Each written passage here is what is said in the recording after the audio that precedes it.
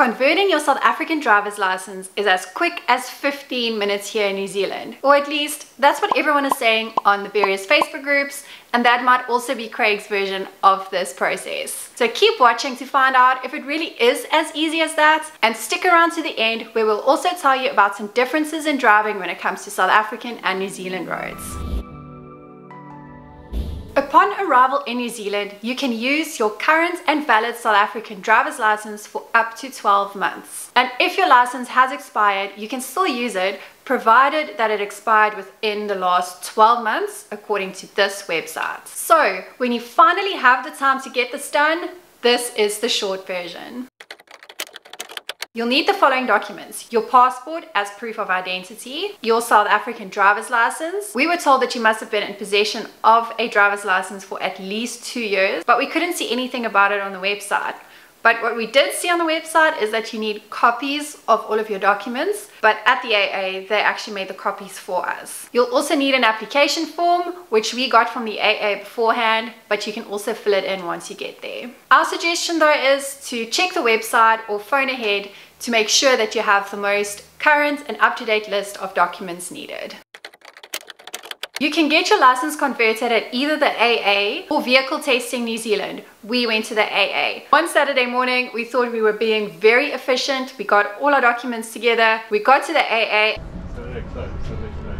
They're closed on Saturdays. Yeah.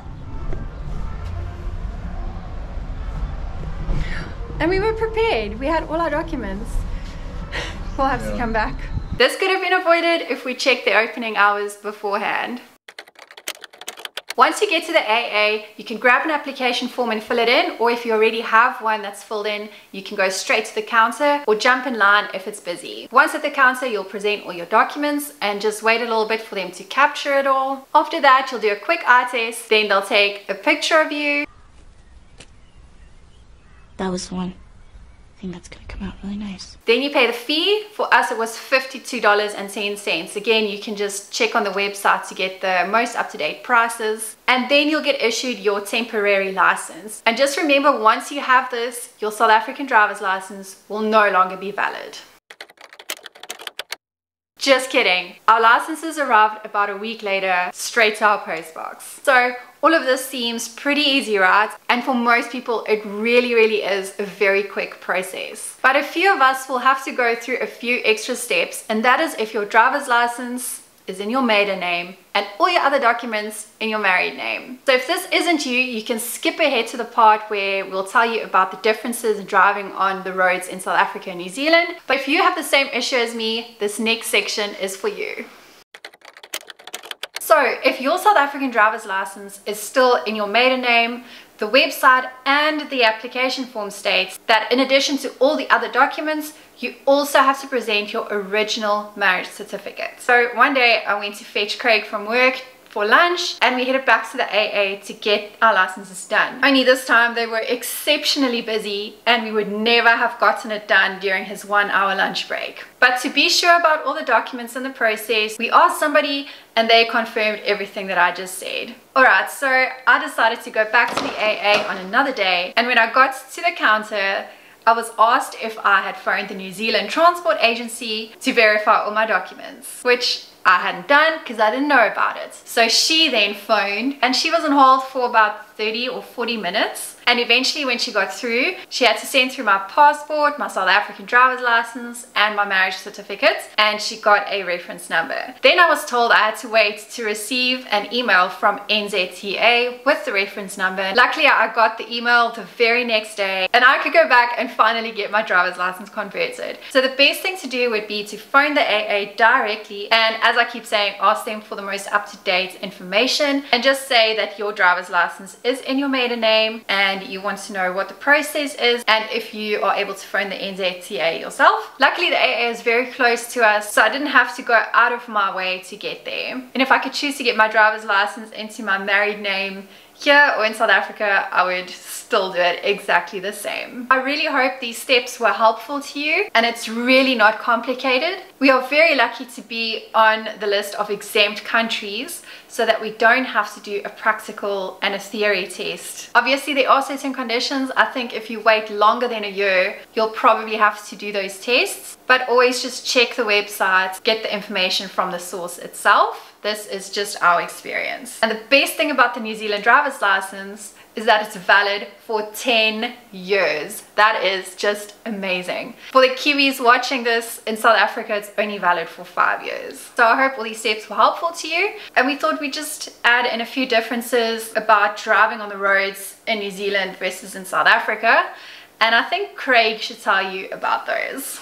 To give you perspective of the type of roads we used to, we actually lived in Hilton for the last few months while we lived in South Africa, which is close to Town Hill, where devastating accidents happen almost every week.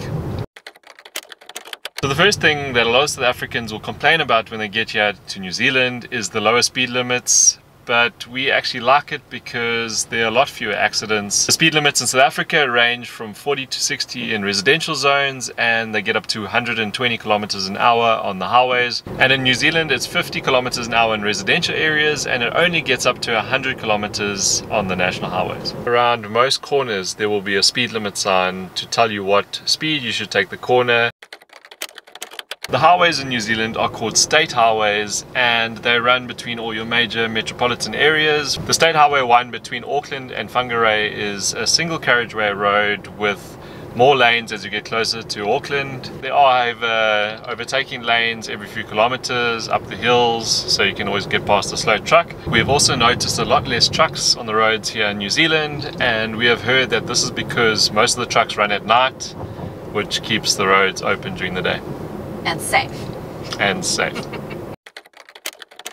One of my favorite things about New Zealand is the sidewalks, and they are designed for pedestrians. There are drop curbs at every traffic light, and there is proper crossings for pedestrians. There's also lots of sidewalks that are completely off the road with a grassy area between the road and the sidewalk, which keeps the pedestrians safe. One of the first things I noticed when we got to Whangarei is the older people on their little mobile scooters on the pavements with the little flags waving, and it was so cool that they can actually get out and about and go and do their own shopping and everything, and it's due to all these sidewalks everywhere.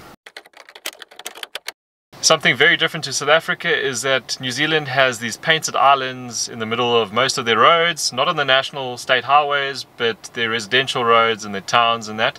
This allows people to pull into the painted island when turning into a property or another building. Where in South Africa there's a solid white line on most roads, and you would have to stop in the road, causing a backup behind you when turning into another property.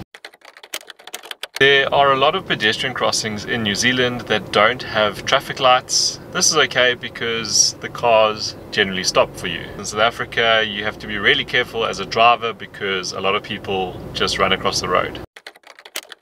It is pretty hard to find a pothole in New Zealand. We've been driving around for ages trying to find one. But you're bound to find one, but you better take a photo quickly because it's probably going to be filled up the next day.